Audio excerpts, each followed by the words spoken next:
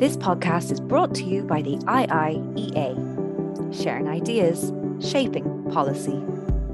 My name is Barry Colfer, and I'm the Director of Research here at the Institute of International and European Affairs. A very warm welcome to this IIEA webinar on crimes against Armenian cultural heritage in Nagorno-Karabakh. I'm absolutely delighted to be joined by two leading experts on this topic, Dr. Laurie Kachdourian and Dr. Derek Fincham. In a moment, our chair for today, Seamus Martin, is going to introduce our speakers. But before that, it's my great pleasure to introduce Seamus Martin. Seamus is someone who will be known to many people on the call. Seamus is a retired international editor and former Moscow correspondent at the Irish Times. In retirement, Seamus has worked as a long-term observer for the OSCE, including in both Armenia and Azerbaijan. Seamus is also a dedicated patron of the Institute of International and European Affairs, and it was my surprise to learn this is the first time he's been invited to chair something. So it's a great honour, Seamus, and I'll hand over to you to take us through the next hour or so. Thank you very much. I'm very pleased to welcome everyone to this IIEA webinar.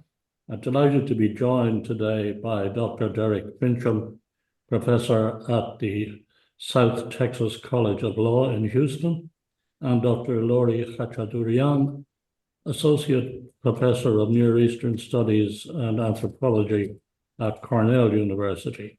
They've both been very generous to take time out of their schedules to speak to us. Our two experts will speak for about 10 minutes each or so, and then we'll go to Q&A with the audience. You'll be able to join the discussion using the Q&A function on Zoom, which you should see on your screen. Please be free to send your questions in throughout the session as they occur to you, and we'll come to them once Dr. Fincham and Dr. Kachdourian have finished their presentations.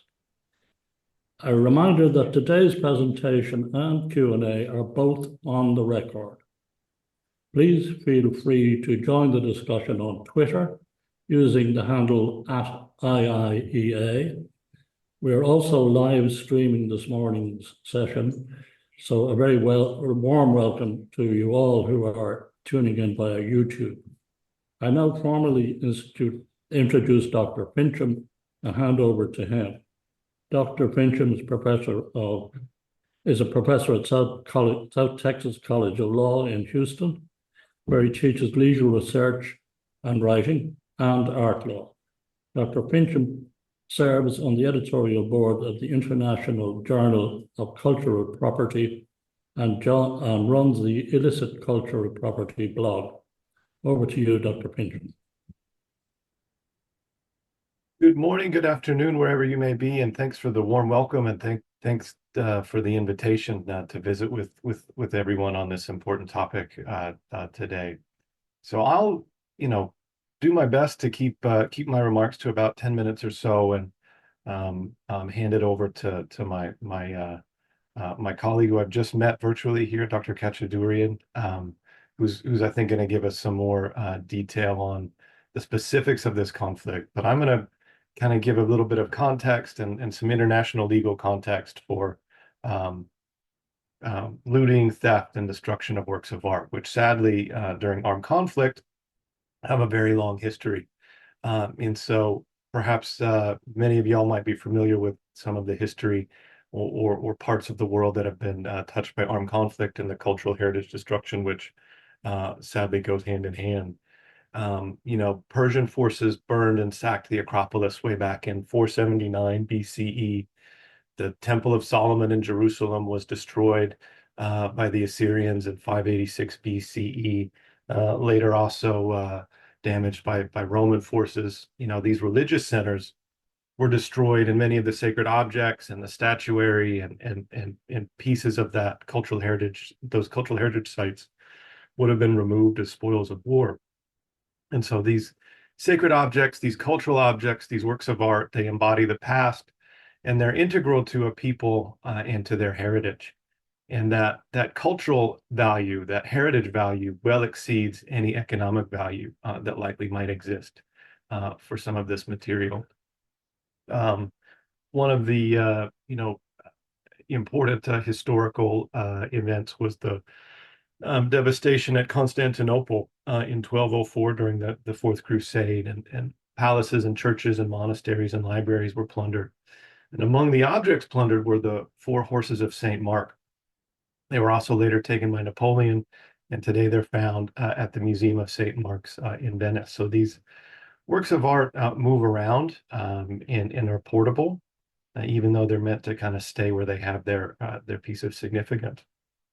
And in the 16th century, a name that will likely be familiar, the political philosopher Niccolo Machiavelli advocated that a ruler should destroy a conquered city so that it doesn't retain its distinct cultural identity, its memory, and therefore be a motivation for future rebellion.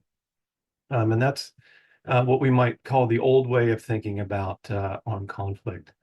As the international law of warfare with respect to cultural heritage has developed, particularly during the 19th century, the protection of heritage in other areas of the world during conquest and colonization, as this body of law was coming into being, it was also consistently ignored by European powers, by colonial powers, by imperial powers. And so whatever norms for restitution of cultural objects might be in development among European and North American nations, there's not really been a parallel recognition in international law at the time that the appropriation of cultural objects from quote unquote uncivilized or remote areas of the world was improper. And so examples of that, of course, include the zodiac figures, which were looted by the British and French forces from the Summer Palace in Beijing in 1860, which have circulated in private collections. And in addition, some of the figures have appeared on the market, and legal remedies have been difficult to come by.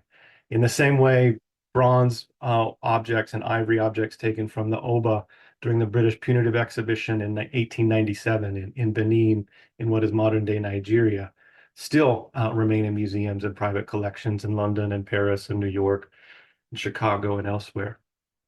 And so the current state of the conflict in this region, contested by Armenia and by Azerbaijan, can be tied to the void left after, I think, the collapse of the Soviet Union. And the region is subject to competing claims.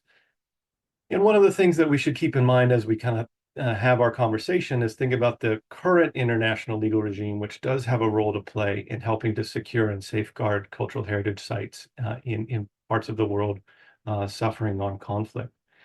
And the important international legal treaty to think about this morning will be the 1954 Hague Convention. So after the end of the Second World War, with its massive destruction and large-scale looting of cultural objects, the international community came together and created a legal treaty, a legal regime specifically to protect cultural heritage. And so this is the first international convention devoted exclusively to cultural heritage.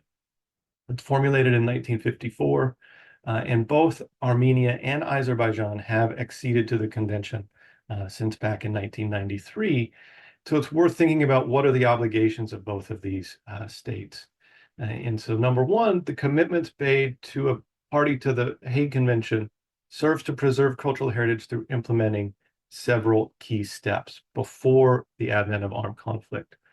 Number one, adopting preventive measures such as preparing inventories, planning for emergency measures to protect and secure against the risk of fire or collapse of buildings, and to prepare to remove cultural objects to places of safety.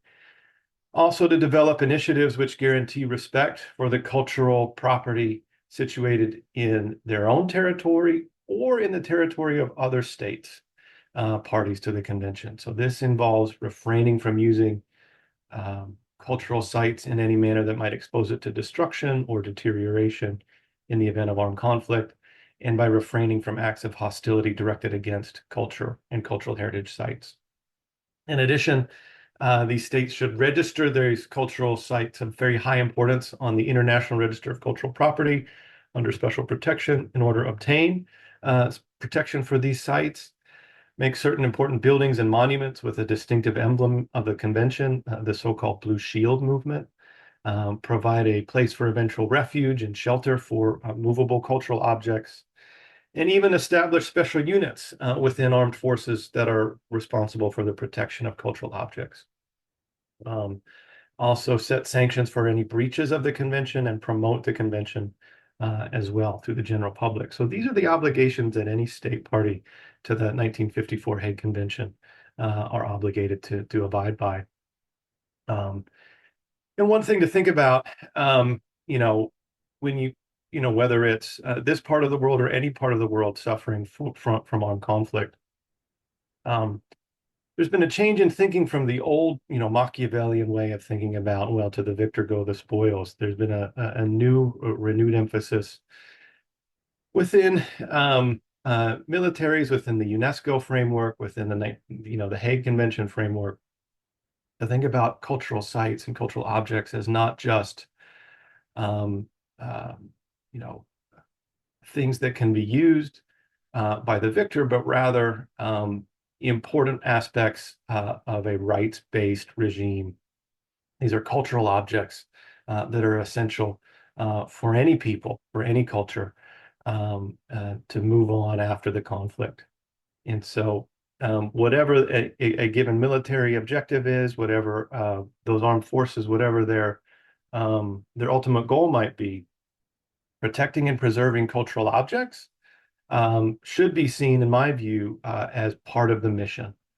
As wherever you're at, there's going to be an after of the armed conflict, and those people will need their culture. They'll need their important sites, and the destruction and other serious crimes against these objects and sites that we're going to hear about, I think, from our next speaker, are really an important thing to pay attention to. And so I really welcome this conversation in thinking about these issues in this part of the world. So that's just a little bit, that's a very broad overview and a background. I hopefully I've stuck to my 10 minutes or so. So I will, if I could, maybe hand it back to the moderators and hand it over to the next speaker.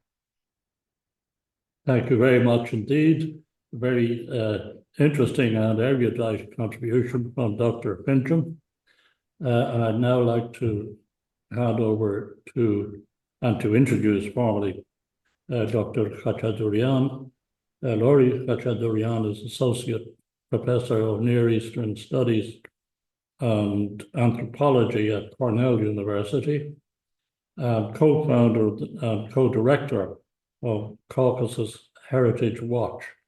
Her research uses the methods of archaeology and anthropology to study heritage politics and the ruins of modernity, with a particular focus on the South Caucasus. Over to you, Dr. Khachadurian. Thank you so much, Seamus, for that introduction. Dr. Fincham, thank you for your thoughtful remarks. It's a pleasure to be here. I appreciate the invitation to participate in this important panel. I'm going to share my slides. So in late 2020, amidst war and ethnic cleansing and a humanitarian catastrophe in Nagorno-Karabakh, my colleagues and I formed this research group called Caucasus Heritage Watch, or CHW, which uses high-resolution satellite imagery to document cultural heritage caught in the crosshairs of this intractable conflict between Armenia and Azerbaijan. CHW is a program in what we have come to call heritage forensics, an approach to cultural remains that operates at the intersection of archaeology, law, politics, and cultural aerospace. The imperative for heritage researchers to engage in forensic research is more pressing today than ever, as multinational agencies like UNESCO retreat from accountability work, and as courts like the International Criminal Tribunal for the former Yugoslavia, the International Criminal Court, and the International Court of Justice have begun to adjudicate on the intentional destruction of cultural heritage. The wars in Nagorno-Karabakh in 2020 and 2023 have raised grave concerns about the fate of the region's cultural heritage. These concerns rest on a decades-long history of cultural heritage abuse by all parties to the conflict. Understanding this history is essential to grasping the current situation, the nature of the threats posed to cultural heritage today, and why heritage forensics is needed. So my remarks today are organized into two parts. First, I will discuss the treatment of Armenian cultural heritage in Nakhchivan, an exclave of Azerbaijan located here to the southwest of Armenia, after the ceasefire to the First Nagorno-Karabakh War in 1994. Then I'll turn to our satellite monitoring program and the impacts we have documented to Armenian heritage since the 2020 war. In the interest of time, in this presentation, I will not discuss another very important forensic investigation that my colleagues and I conducted into the treatment of Azerbaijani cultural heritage in Nagorno-Karabakh during the 30 years of de facto Armenian control, but I would be happy to discuss those findings a bit in the Q&A if there's interest. Our first major investigation, slide, that was just indicating where Nakhchivan is. Our first major investigation sought to provide forensic evidence in support of reports that Azerbaijan had conducted a systematic program of cultural erasure in Azerbaijan's Nakhchivan Autonomous Republic beginning in 1997. In a rare case of integrating Cold War spatial sources from both sides of the Iron Curtain, we used Soviet topographic maps like the one you see on the top left, and declassified American satellite imagery, precisely the Hexagon reconnaissance mission, which was declassified by Barack Obama in 2011. We used these sources to precisely geolocate and assess the condition of 110 Armenian cultural heritage sites in this region of Nakhchivan. Our investigation found that 108 of the 110 sites had been expunged from the landscape. The goal of the destruction in Nakhchivan was not simply ruination, but complete obliteration. Sites like this one, the Mesrop Mashtots Monastery of Mezropavan, which you see here, this is one of the Hexagon American satellite images, which had stood since before the 15th century, was not just knocked over, they were completely scrubbed from the landscape, as you can see in this 2006 satellite image. The 7th century Karmir monastery of Astapat was also completely denuded. Every block of this complex hauled away after centuries of preservation. So you see a photograph in the center, the Hexagon satellite image on the left from 1973, and a 2003 satellite image with the structure no longer there. In most cases, the land on which Armenian monuments once stood remained a vacant plot well into our current decade. But in 5 cases, new monuments were erected directly atop the foundations of the former Armenian site. So this is a kind of a symbolic appropriation that followed on the physical violence of demolition. Let me give you a couple examples of that. This is the monastery of St. Tovma, seen in a 1973 Hexagon satellite image. An Iconos satellite image from 2000 shows that St. Tovma had been recently destroyed, with only segments of the enclosure wall remaining. The arrow is pointing to this. But a subsequent QuickBird 2 image from 2009 shows the monastery's complete destruction. Only a rectangular plot amidst the trees reveals the place where the building had stood since the 14th century. And in this 2000 satellite image, we see a new mosque built atop St. Tovma's ruination. Nowhere is the bombast of replacement more cynically visible than at the former New Armenian Cemetery of Nakhchivan city. The cemetery, set atop a tall hill, once included over 1,000 tombstones dating from the 18th to the 20th centuries. The site was marked on Soviet topographic maps and visible in hexagon imagery from 1973 at left. By February 2000, in the center, the cemetery had been erased. And years later, in 2014, atop the scattered bones of the erased Armenians opened the Museum of the National Flag, which you see at right, a blaring terraced monument reached by a grand stairway, atop which waves an enormous Azerbaijani flag. A second distinctive feature of the cultural erasure in Nakhchivan was its surgical precision and totality. With ruthless efficiency, virtually the entire inventory of Armenian heritage was targeted, demolished, and expunged. Indeed, the program was pursued with such bureaucratic rigor that in several instances, bulldozers were deployed into already abandoned and remote mountain villages to take out the ruins of an Armenian church. For instance, here, the village of Mijin Ankuzik was already in ruins in 1973. You can see the ruins of the buildings on the Hexagon satellite image. But by November 2009, the remains of the village's Armenian church was targeted and erased. And there are other such examples of this, where in already abandoned villages with, decaying ruins, only the ruins of the church are surgically taken out. Such attention to excising even the most obscure vestiges of Armenian habitation indicates that erasure was not a spontaneous or distributed project. Only organs of the state would have known the sites as Armenian and been able to project destruction into the remote mountains. Our silent erasure web platform provides a site-by-site inventory, each with its own story map, for all 108 sites eradicated between 1997 and at the very latest 2011. Such coordination ensured not only the program's totality, but also secured its most distinctive feature, silence.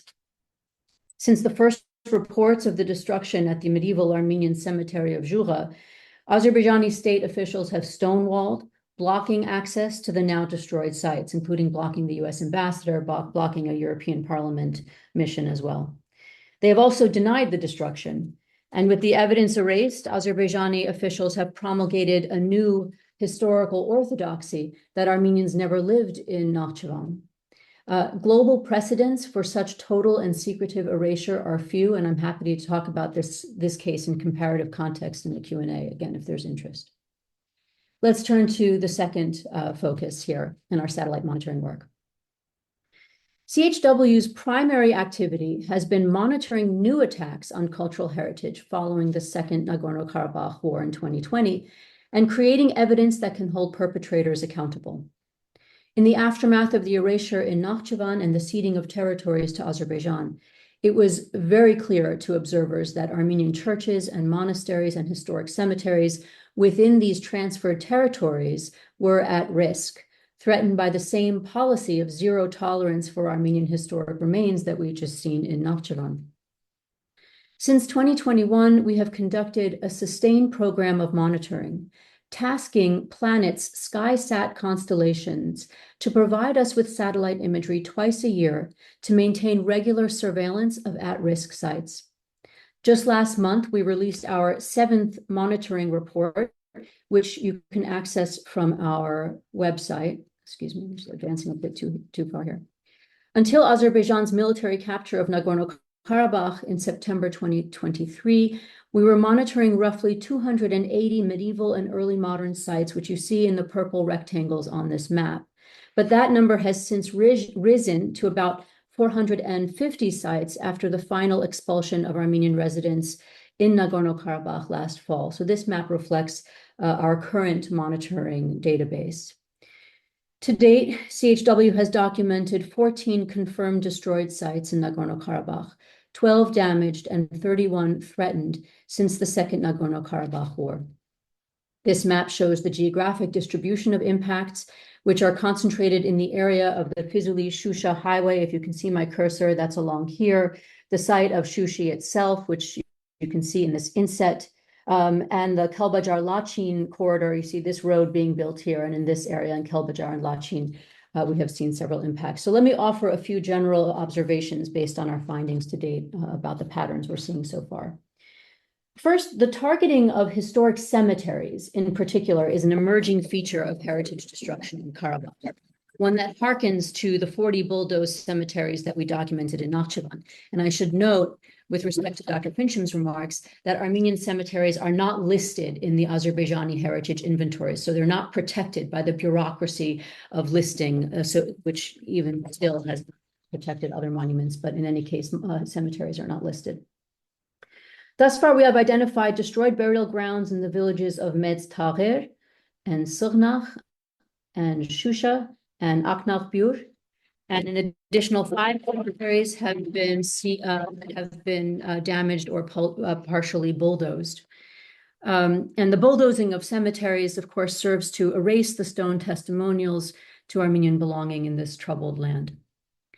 Second, churches are officially designated as Caucasian Albanian, which is an enigmatic group that Azerbaijani historians and official state doctrine claim incorrectly as the primordial forebearers of the Azerbaijani nation, are not necessarily safe from demolition.